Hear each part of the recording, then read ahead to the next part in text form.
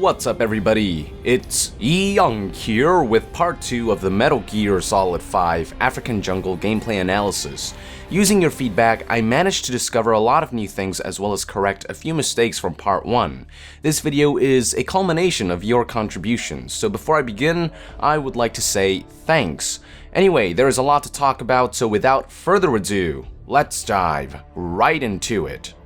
I would first like to correct a few simple mistakes that I made in part 1. Let's start with the petrol bomb. I stated in the previous video that from what I could remember, the petrol bomb in Phantom Pain marked the first time that players could use a fire-based weapon since Metal Gear 2's homemade flamethrower, but many of you rightly pointed out that the petrol bomb was featured in MGS4.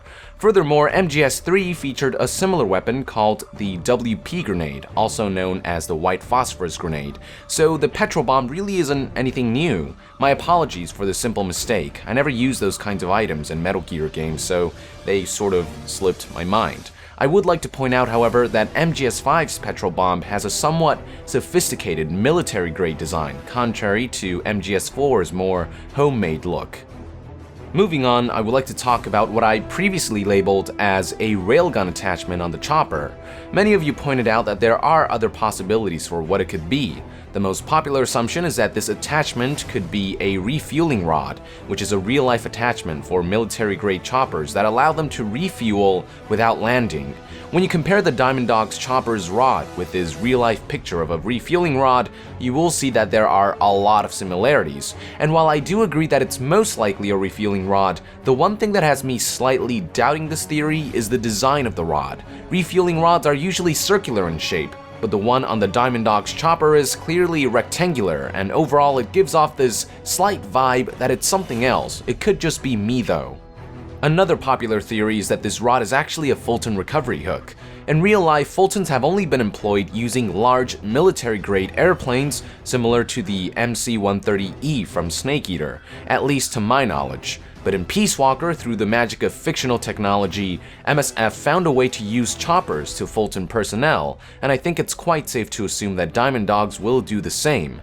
Now, in Peace Walker, the Fulton hooks were located all the way in the back, but if you look at the choppers in Phantom Pain, you will see that these hooks are nowhere to be found, so perhaps the design of the hook has indeed been changed into these rods.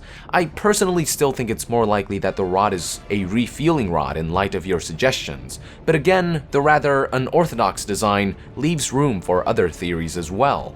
Next, I would like to talk about Quiet's sniper laser. Previously, I pointed out how her sniper laser was green, stating that this makes it highly unlikely that the individual pointing the rifle at Snake in this shot of the E3 2014 trailer is Quiet, since the laser color here is red. However, many of you pointed out that the most likely reason for this discrepancy is that laser colors change depending on what side someone's on, with enemies wielding weapons with red lasers and with allies wielding weapons with green lasers, thereby aiding players in distinguishing between enemies and allies. I completely agree with this theory, and it is further reinforced by the fact that the support buddy icon is green, along with the fact that friendlies like POWs are marked with a green arrow. In other words, it's possible that what we are seeing in the E3 2014 trailer is a scenario in which Quiet doesn't join Mother Base and becomes Snake's enemy instead, due to the player's actions during key moments. Another discrepancy I would like to discuss is the stun arm. Previously, I pointed out that the description states that it emits 120 volts of electricity, which was different from fan translations stating that the arm could emit up to 1.2 million volts of electricity.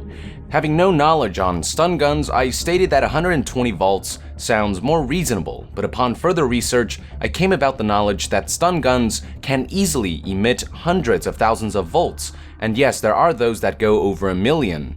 That may seem like a lot, but as some of you pointed out, what defines the lethality of stun guns is amperage, not voltage. The reason stun gun manufacturers advertise using volts is because, well, most people believe that high voltage means high effectiveness, but it's amperage that matters.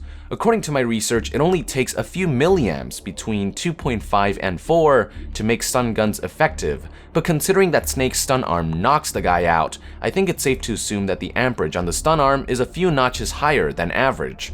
But bottom line is, I'm not sure why the description states that the stun arm only emits 120 volts. 1.2 million volts would be more reasonable in retrospect. It could just be mistranslation or a typo, but if I'm missing something here, let us know in the comments below. Another small mistake that I made was calling the attachment on Snake's upgraded MRS-4 rifle an RPG attachment. RPG stands for rocket-propelled grenade, so weapons like bazookas would fall under that category. The proper term for the MRS-4 attachment is a grenade launcher. And speaking of weapons, I stated in my previous video how suits don't seem to make a difference in terms of how many weapons players can wield, while sharing the prospect of the battlesuit making a return, which could perhaps allow players to wield more than one of primary or secondary weapons at a time. But a few of you pointed out that Ground Zeroes already allowed players to wield two primary weapons, a hip weapon and a back weapon. Hip weapons include assault rifles and shotguns, while back weapons include sniper rifles and rocket launchers. Along with two primary weapons, players could wield a secondary weapon and various support weapons and items. There has been no word yet on whether carrying capacity will vary depending on the suit Snake wears, and while this didn't seem to be the case in the TGS 2014 demo, keep in mind that it was just a demo. I'd honestly be surprised if the final game didn't implement this feature. Now, something that a few of you noticed about weapons is the fact that some of the ones that the enemy soldiers are wielding have a camouflage skin on them. This could perhaps be indication that in Phantom Pain, players will be able to customize their weapons with skins, which I do believe would be a first for the franchise.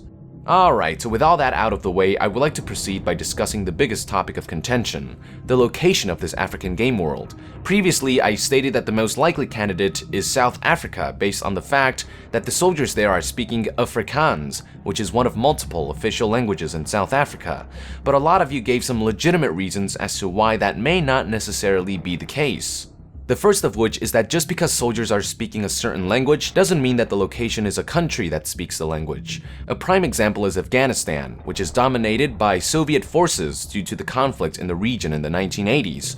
During that era, conflicts also abounded in Africa, the most notable of which was the Angolan Civil War, which started in 1975 and ended in 2002. Major participants of this international incident include the Soviet Union, Cuba, South Africa, and the United States, all of who contributed through things like funding or supplying of armaments and weapons. The implementation of the Angolan Civil War would explain a number of things, from the Soviet chopper in African territory to the involvement of blood diamonds, which were a big part of the war, but most importantly, it would reinforce the theory that the African location shown in the TGS 2014 demo may not necessarily be South Africa, since South African soldiers and mercenaries were deployed in abundance throughout various regions of Africa during this time. With the way all the pieces seem to align with the Angolan Civil War and what we've seen of Phantom Pain, I would honestly be surprised if the event wasn't somehow used in the pseudo-history of Metal Gear. But it doesn't end there. Alongside the Angolan Civil War, another major incident occurred in parallel, the Mozambican Civil War, which took place from 1977 to 1992. Like the Angolan Civil War, South Africa was an involved party, and another notable party was Rhodesia, which is significant in Phantom Pain since concept arts have shown Snake alongside a Rhodesian Ridgeback, which is also the breed of dog used for the Diamond Dogs logo. Rhodesia is also significant in the overall lore in that it was during the Rhodesian Civil War that Frank Yeager, aka Grey Fox, killed Naomi's parents and later took her in as an adopted sister to ease his guilt. Fans of Metal Gear may also recognize the significance of the Mozambican Civil War, as it was a war that Frank Yeager participated in after the Rhodesian Civil War. During the Mozambican Civil War, he was captured and severely tortured, resulting in his ears and nose being cut off. Eventually, it would be Big Boss who would come to his rescue, and soon after, Big Boss would meet Naomi. I get the feeling that we will be playing through this part of Big Boss's life in Phantom Pain. But bottom line is that, on a historical standpoint, there are many reasons to believe that the African map in the TGS 2014 demo isn't South Africa. It could just as easily be countries like Angola, Mozambique, and Rhodesia, all of which are involved with the African current events and conflicts of the 1980s. At the same time, it's important to keep in mind that South Africa is where Outer Heaven is eventually founded, so the country bears a lot of significance in the lore of Metal Gear. And I know a lot of you are saying that there aren't many jungles and forests in South Africa, but based on my research, there are some. Also, consider that for Metal Gear Solid 3, Hideo Kojima used a jungle location in Russia, a country which I don't think has many tropical jungles in real life. Now, I'm not sure if Celino Yarks is a real-life location or made up, but if it is real, then we know that Hideo Kojima isn't afraid to find inconspicuous jungles to use, and if Celino Yark isn't real, then we know that he's not afraid to fictionalize some of the flora and fauna of certain locations. So with all this new information in mind, unfortunately, it's hard for me to give you a solid answer in regards to the African location.